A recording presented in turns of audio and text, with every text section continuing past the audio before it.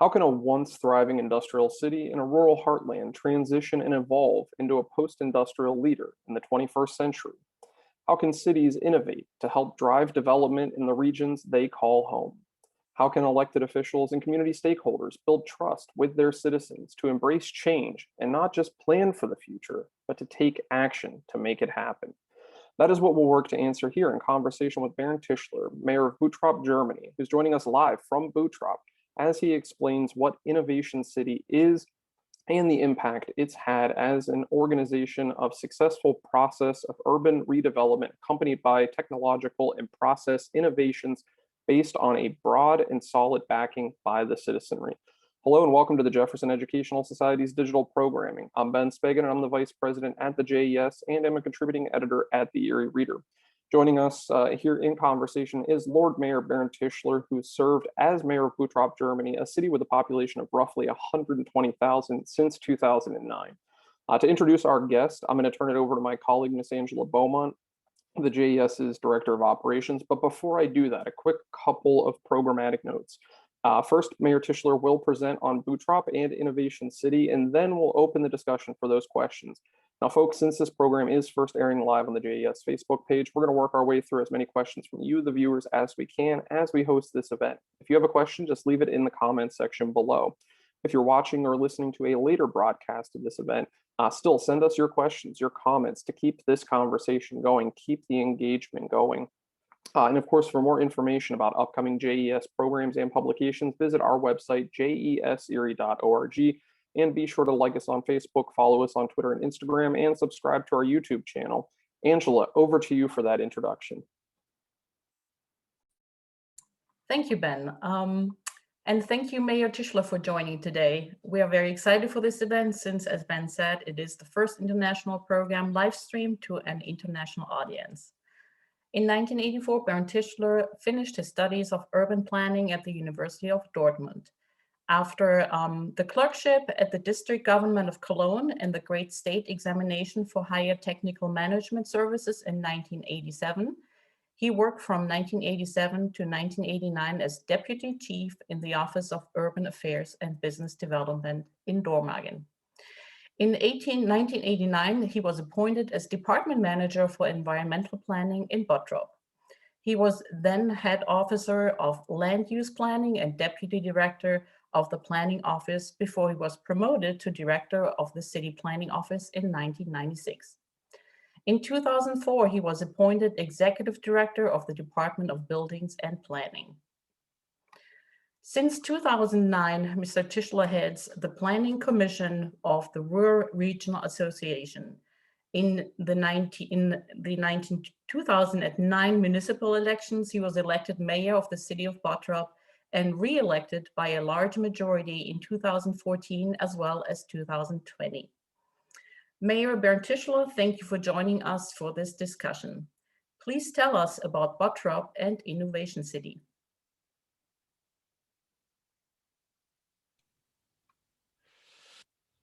Yeah, thank you very much, ladies and gentlemen, and thank you for inviting me here today.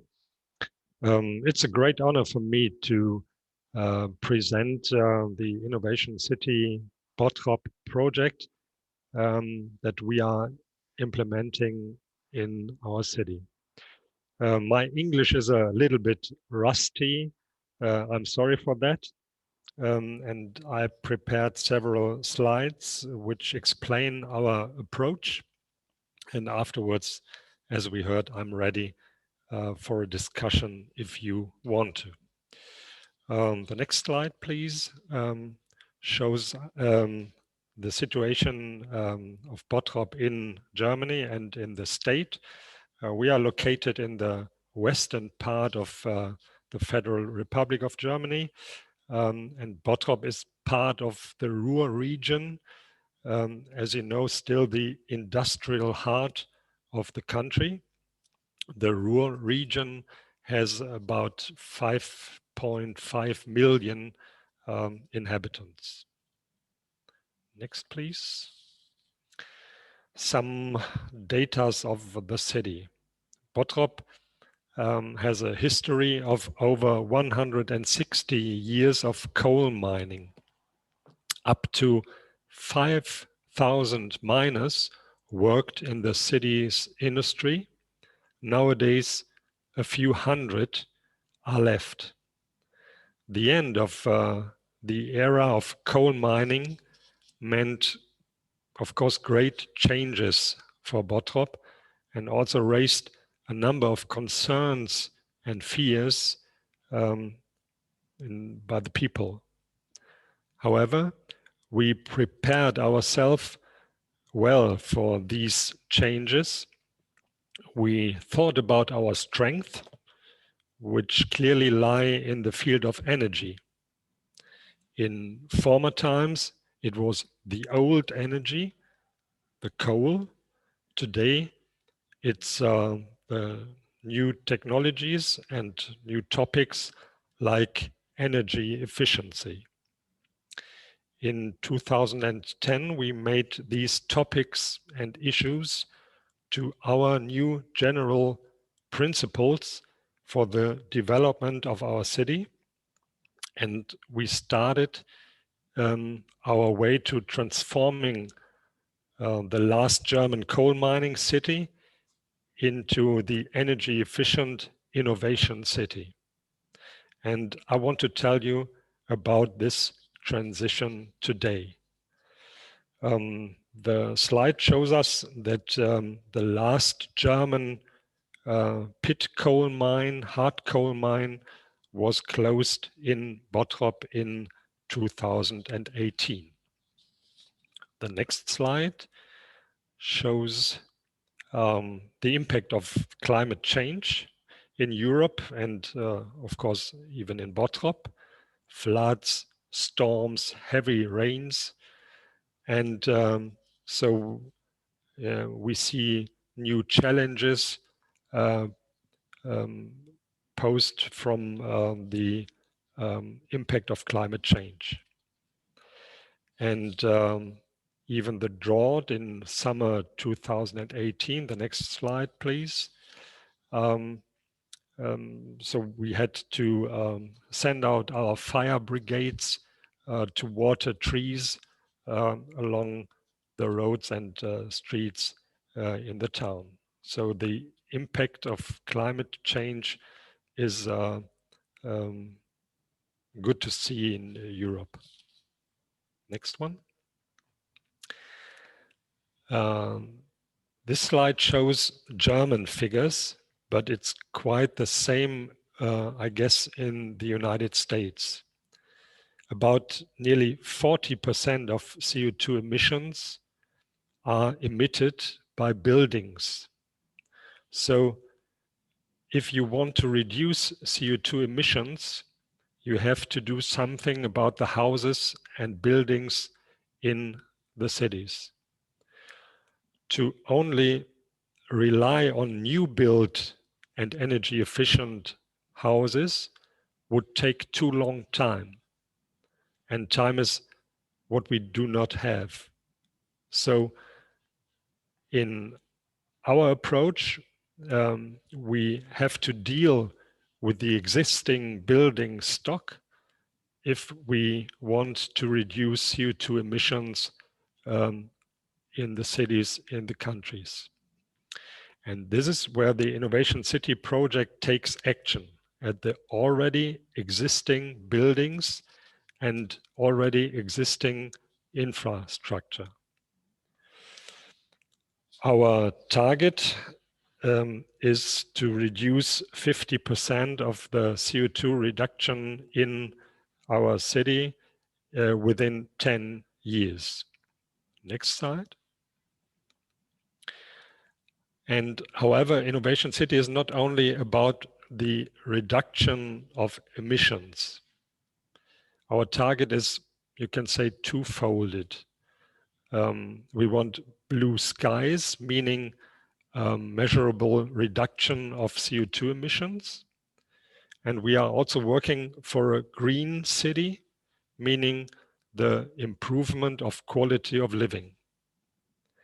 Both targets are part of our climate-friendly urban renewal process. Therefore, we care about the fields of action like living, working, energy, mobility, of course, and the city as a whole. And in my opinion, very important is that in addition to technical innovation, we learned that I call it process innovation is even crucial and even important in the process and in the strategy of building and creating an energy efficient and climate friendly city. So the question is not just what is technically possible in the city, but also how can we implement it? How can we find new ideas and new ways of working together to create an energy efficient and climate friendly city? The next slide please, is for example, these what we call roundtable discussions as a good example for process innovation, especially the fact that all relevant actors come together on equal terms is important and facilitates discussions. You see the economic, the science, the city administration are working together and are in the same boat and are rowing in the same direction. The next one.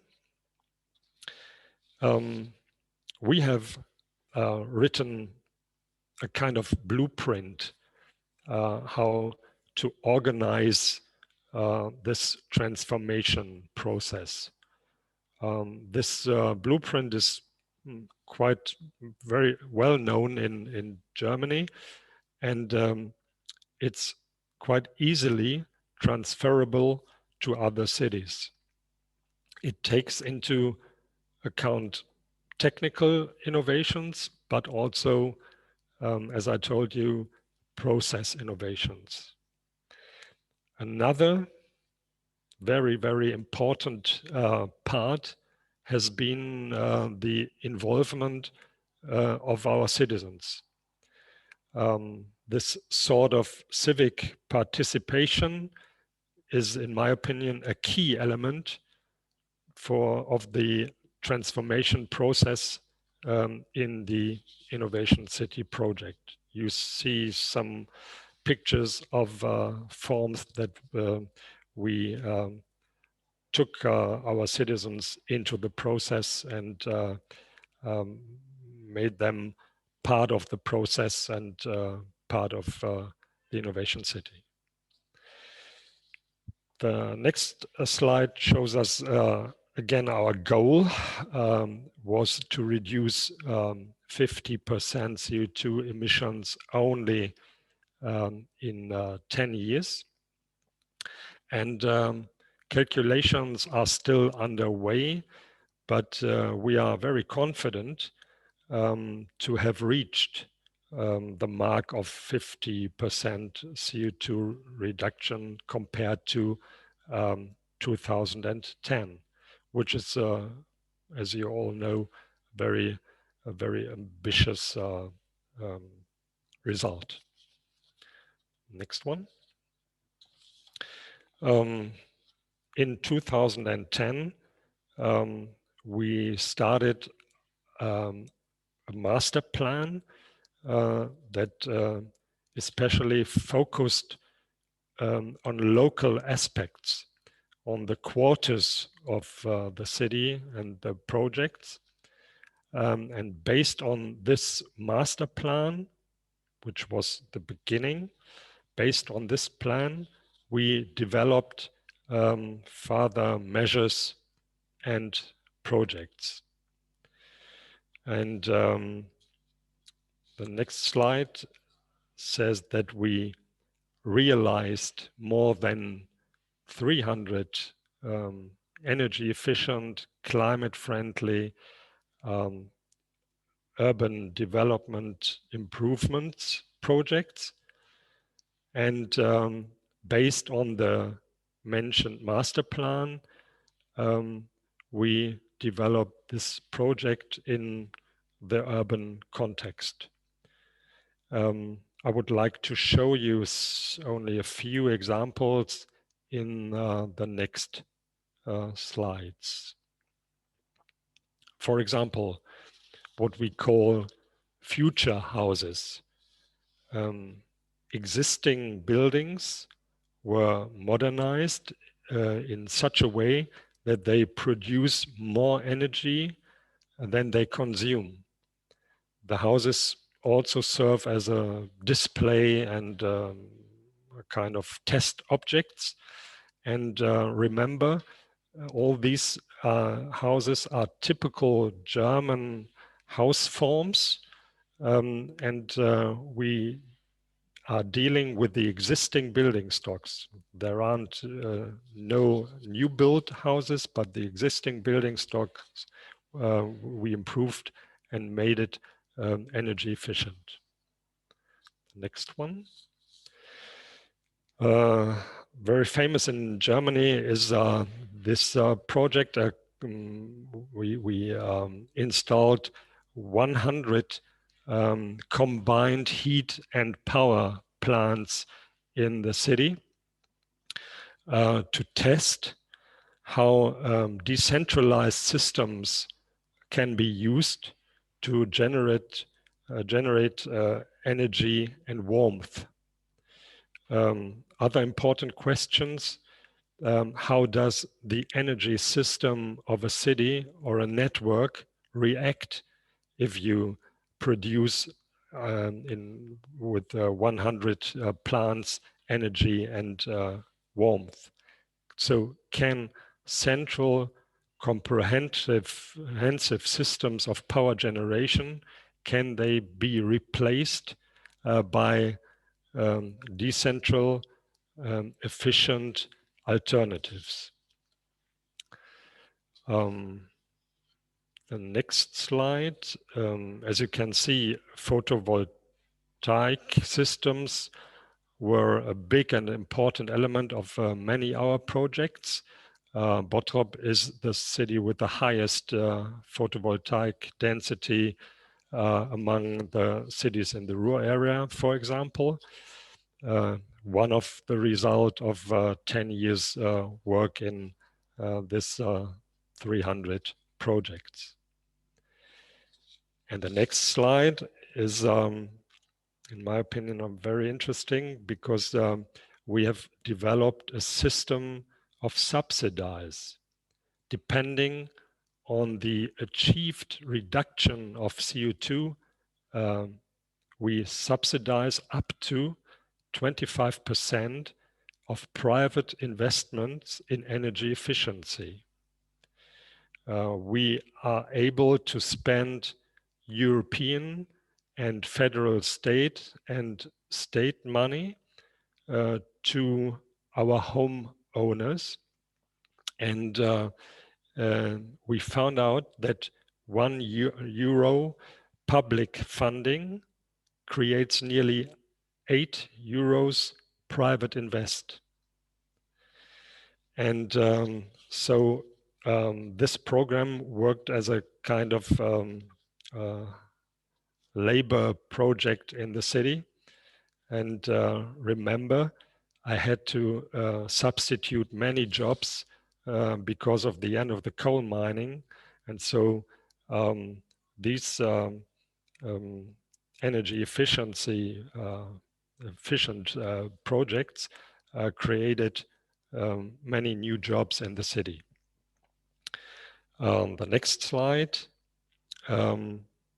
Through this intensive public relations work, but also because of the subsidies, we have achieved a continuously high modernization rate of our buildings. the rate is 3 times above the national average in Germany. And these achievements have generated a lot of growth in our labor market. We are able to create new jobs and to preserve the existing ones.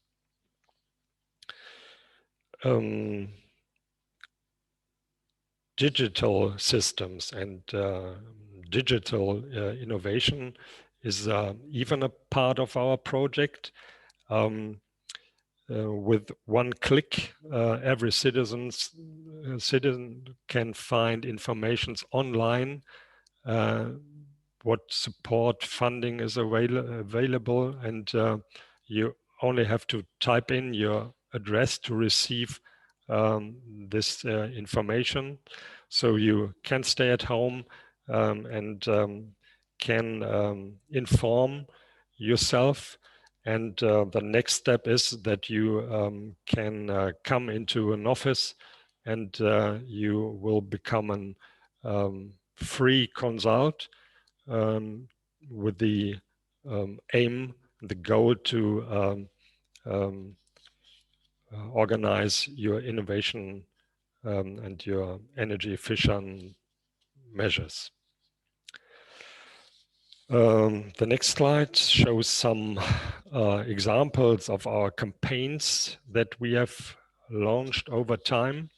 For example, on the left-hand side, the energy saving measures, the photovoltaics in the middle, and the roof greening on the right-hand side. So taking the citizens in the action is one of the key points of a successful project. The next slide shows us how we roll out the InnovationCity Bottrop process in other cities of the Ruhr Valley and elsewhere in Germany. You can see that the model Bottrop is taking place in several other cities in Germany. So my last slide is the next one. I want to conclude that InnovationCity is a story of success, joint effort of industry and science and politics, with a strong backing of the people. Of course, a good progress and very good results. Remember the retrofitting rate, for example, which created economic success and attracted new investments, new business in the town. And for me as a mayor, very important, we created a new vision for Bottrop beyond 2018, beyond the coal mining era, and we pointed out a new way in a new future, which is very successfully. We are an open project. We want to share our knowledge, and we want to share and see your ideas. So I'm looking forward to the discussion, and I say thank you for your attendance. Thanks so much. So Mayor Tischler, thank you for going through all of that. That's a lot for us to cover quickly. And I know right now the screen we have up is some contact information where people can get more information about what it is you're doing. If I can, I'm going to go right to the question from our audience, actually. And one is asking, and I think it transitions nicely out of that endpoint of being an open project. This person's asking, have you seen this model implemented in other cities outside of Germany, or is there interest in it outside of Germany? If so, how successful have these cities been? And if not, why not? Or if it hasn't happened yet, what might lead to a beyond Germany adoption of your model? Oh yes, I've been several times all over the world to present this model, because a lot of cities in China, in Russia, in the United States are looking for models how to create an energy efficient and climate friendly city. What are the key points? What can a mayor do in organizing the process? Which role have the citizens and things like that? So there are a lot of discussions with other cities, and many of our ideas were transferred to other cities, and they are still working there, and in Bottrop, of course, as well. So even in the United States, there is a transatlantic urban climate dialogue with cities around Washington, D.C., where we implemented our ideas. It's yeah, a little bit international project meanwhile. So I want to jump in with one more question, and then I want to turn to my colleague, Miss Angela Beaumont, for some as well. Bernd, you talked about such the importance of getting that citizenry buy-in, that citizens are backing this initiative. I grew up in a coal mining part of southwestern Pennsylvania, and I've seen the mines close, and I've seen the struggles that those people have faced, my dad including, when the mines were closing down. Those were hard transitions to make. How did you begin to have these conversations early on, back in 2010, when this started, to talk to citizens about this, to build that trust, to get that buy-in? What did those look like? At the beginning, we started an open process of discussion about the city's future after coal mining. And in these discussions, we found out and we tried to find out where are our advantages, where are our strength, is our strength. And as I told you, we said we are perfect in dealing with energy, because we are the Ruhr Valley is the industrial heart of the country, and energy is in former time the coal energy is the central theme in the Ruhr Valley and the western part of Germany. And so in this discussion, we said we know that coal mining will end in a few years, and we have to find other ideas in our strength, in our energy fields. And we decided to take action in the parts of energy efficiency and in the parts of climate friendly urban redevelopment. And most of the people of the city,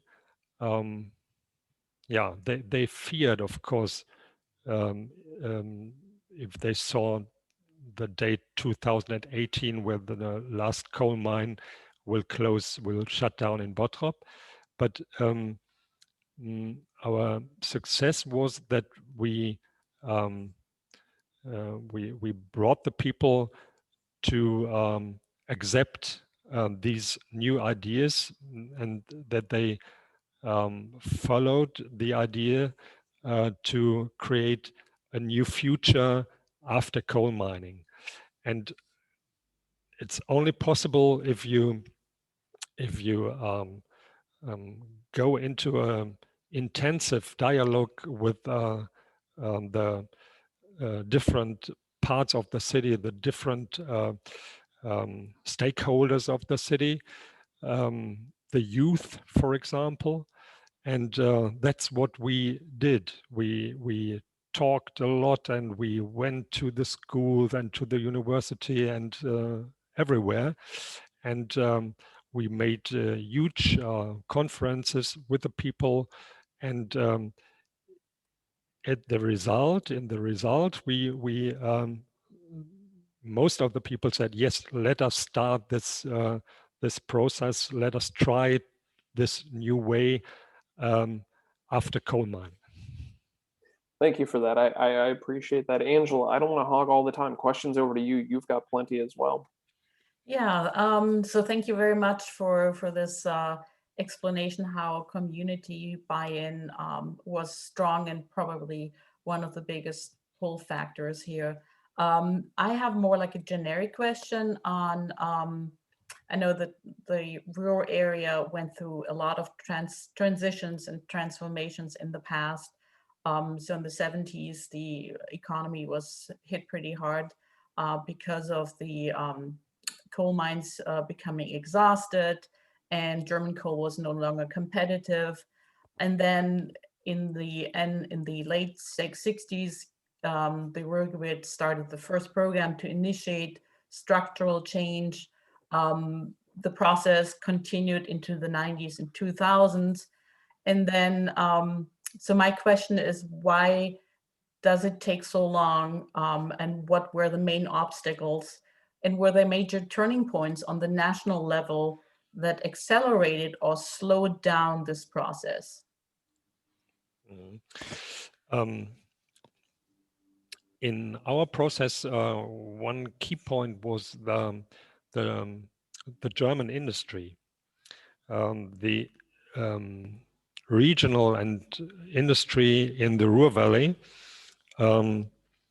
started in 2008 to think about a kind of competition. They wanted to find a city which is going on a new way to energy efficiency and climate protection. And Bottrop won this competition. And that's why the German industry, the regional and local German industry, supported our project, and they are still part in the project. For example, as I showed you, the 100 CHP units is a project created by the German industry. They gave subsidizes for the new technologies in wind energy and other things. So it's a common project. As I told you, I think the picture is in the boat are coming the industry, the science, the people, and the city administration, and we committed us to row in the same direction. And that's a key point in the process, but a point which can be organized in any other city of the world. So, Mayor, if I can pick up right there, you've seen other cities, towns throughout Germany buy into this model and want to implement it themselves. What was the tipping point, or could you identify a tipping point where other regions looked to you and said, this is what we want to do too? What really spoke to them to say, we're seeing proof in the concept? Yeah, for example, I've been several times in Russia, and there are in some regions cities with about 100,000 inhabitants, quite the same as Bottrop, with only one company there, a huge coal mine. And they know this coal mine will close in 10 or 15 years. So they are looking for models. How can we organize a transformation process, a successful transformation process that creates new jobs and give people a new kind of hope for the future, and take the fear away for the future. And that's why the German government, for example, sent me sometimes to China or to Russia, and even into the United States. Thank you for that. I appreciate that. And I want to acknowledge in the comments section, the person that asked the question said, thank you, great answer. So we're appreciating that. Angela, back over to you for a question. Yeah, you mentioned hope and future, and I think those are keywords to retain our young talents in our communities. Seeing similar things here in America as well. What other aspects would you attribute to higher education, especially because in the rural area there's so many University of Applied Sciences and 3 large universities. Are there any developments that were particularly successful, or projects successful because of the buy-in of the local universities and science? And is that something that young people are interested in?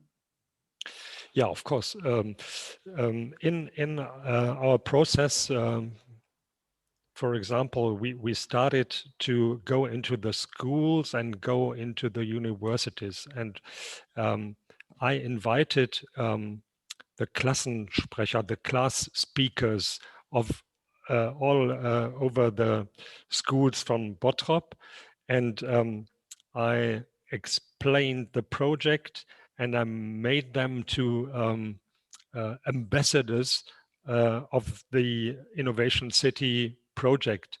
I made them to ambassadors for this new ideas, and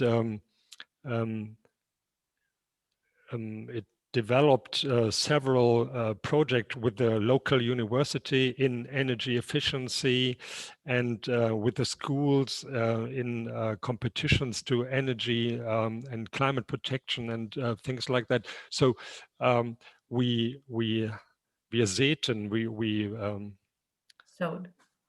sowed the idea of climate-friendly urban renewable to the young people, and made them part of the project as well. And so you can come to Bottrop and you can ask all the people here, and nearly everybody knows about the Innovation City project and knows and can tell about this ideas and of our new ways. So implementing the youth is one key point as well. Mayor, I'm going to head back to the comments section. This person's asking, I think, a question that we often have to still wrestle with when we're talking about climate change, is that not everyone agrees it's happening. Even though the majority of scientists agree that it is happening, nearly 97%, if not more, say climate change is real and we have to address it. This person's wondering, what do you say when you encounter someone who still says climate change is not real? Because you're making moves here to address it, to drive Bottrop into the future. What do you say to someone who says, I don't believe climate change is real? This discussion doesn't take place in Bottrop anymore. The people of the city, and I guess most people in Germany, accepted the science results to climate change. And as I showed you in the slides, our heavy rains and storms and droughts are rising. So there isn't the discussion is if the climate change doesn't happen. That discussion is gone in Bottrop. That's wonderful news. At least I say that. I appreciate that answer, and I appreciate that that's happening in Bottrop. We need more of that, I think, to move forward. You had talked about the plan to reduce CO2 emissions by 50% over the course of 10 years. That seems pretty ambitious. Some might say. Some might say it's on target. But benchmarking that to make sure you get there. What did that process look like, committing to that goal and then getting to that goal? Yeah, the goal is a result of our discussion with the industry. The idea of the German industry was we should try to find a city that is able to reduce within 10 years 50%. And so we are measured by science. The universities are in the process as well. And as I told you, nowadays the calculation is still ongoing, but in June we will present our results, and you will see that this small town in good old Germany reached the goal, and with a mark from the German science. Wonderful. And we'll celebrate that success, and we'll pass along that update to our audience here to take a look at that. Then Angela, back to you.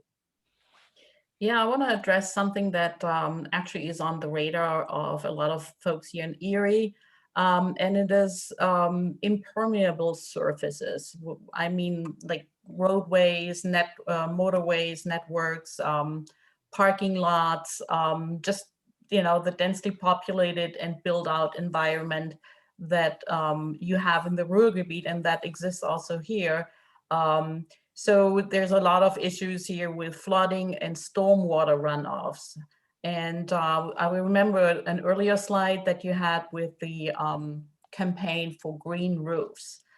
Could you explain a little more how that went, and can you already see some positive impacts by creating more green spaces and turning roofs green? Yeah, it is, of course, an ongoing discussion every day, even in Bottrop, about traffic and about bike lanes and things like that. It's quite the same as in Erie, I guess. But we found out that in our city center, the heat in the summertime is 3-4 degrees higher than in the surrounding areas. And that's why our Stadtrat, our city council decided that new built houses in the city center of Bottrop have to organize and have to build a green roof. And we reorganized several places in the city center, which were former stone places, into greener areas. And because we found out that our elder people, for example, have a lot of problems with high temperatures in the summer times in Bottrop. And that's why these measures are organized, and they are organized by law, meanwhile, that every new building has to organize a green roof as well. In following up the new buildings, you had mentioned such the emphasis of dealing with existing buildings and existing infrastructure. Did your city council have to take action there for addressing older buildings? How did that happen when it came to addressing buildings already in place? Yeah, it's quite simple. The city is built, and if you want to reduce your 40% CO2 emissions of your city, you have to organize that you have to make your existing buildings more energy efficient. And then if you accept this, you have to find out ways and measures. How can you organize that the house owner is ready to invest in energy efficiency? So you have to make it easy for him. That's why we organized this free consultants. We organized this digital programs to find out which measures are able to reduce your own CO2 emissions. And of course, we organized this subsidized system. I know it's in the United States a little bit problematic with public subsidized, but we are very successful with this ideas. And so if people see, yes, my investment in energy efficiency reduces my costs and it's amortizing in several years, you organize new jobs, you organize energy efficiency, and you improve the quality of life in the city. And we combine these ideas with our strategy to go into the quarters of the city, not to stay in the town hall and draw plans, but go to the people, go into the quarter. They are the specialists in their own areas, and take them into the project, make them partners of your ideas. That's what we did. And that's a very exciting process. And I think that, for a place like Erie, Pennsylvania, wondering if it were to start to take the steps, what does the first one look like? What do you recommend if somebody, if a place like Erie, Pennsylvania looks at this and says, we want to do this, where do we start? Firstly, I think the Lord Mayor of the city has to be has to be part of the project. Although for myself, in the beginning, it was of course a political risk to organize the process. Imagine the process would have failed. I don't know whether I would have been re-elected twice. So you have, as a politician, you have to decide and to say, okay, I would like to transform my city in this way. And secondly, you have to organize a process with your stakeholders, with your people, with the science, and with the economy, of course. The next steps are easy. A master plan, projects in the quarters. You have to start with the low-hanging fruits, and if you find the low-hanging fruits and you find success, the other steps are easily coming later. Thank you for that. That's what we did. I appreciate that. I thank you for the guidance and the coaching of it's doable, even if it seems like taking on a risk, that it is a risky move, but working with the people, it is doable. Angela, back to you for another question. Yeah, you mentioned competition. Competition is good. It makes people move, makes innovation actually happen. And maybe as a comparison, in 2010, the ruhr region was one of the European capitals of culture. Would you think, or would you say that through the city model, the innovation model that you have been driving, that there might be an award like the Green City of Germany? Is that something you think is happening in Germany now, with everyone being so interested, that there at the end there's something like the European capital of green? Yeah, I don't want to hang it so high up. I just organized in the way I showed you a new vision for my city. That's my responsive, and it's a very successful way. And other cities are looking to Bottrop and are copying our system, which is good. And that's it. I don't want to be the greenest city or the best city or whatever. Bottrop has a lot of problems left, so not everything is so easy as you might think now. But in my opinion, the important result is that we took the fear from the people for the future after coal mining.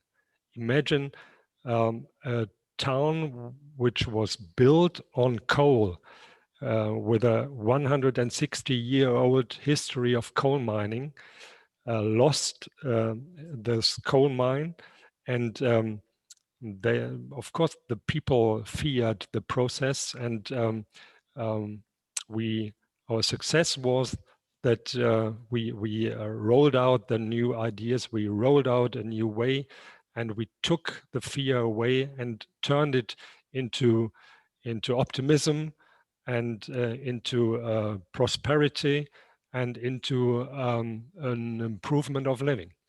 And that's wonderful. Thank you. So, Mayor, you've been so gracious with your time, and we acknowledge the time difference. It is past the end of the day for you, your day, just halfway through ours here, and we appreciate you being with us and being so generous with your time. So I'll ask one final question that I think follows up off of that answer. One, you still sound incredibly passionate and excited about all of this, but you also acknowledge the challenges. So a two-part question: what still keeps you up at night when it comes to addressing this? And now 10 years in, what still keeps you excited about this work?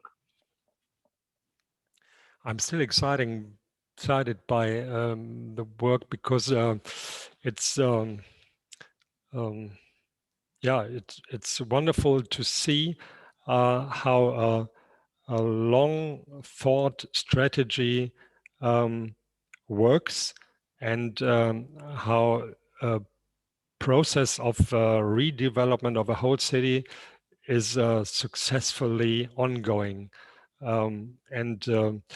If your people re-elect you with more than 70%, it's a good sign that you did most of the things right, and that gives me more power and more passion in the process. I love to organize plans that work.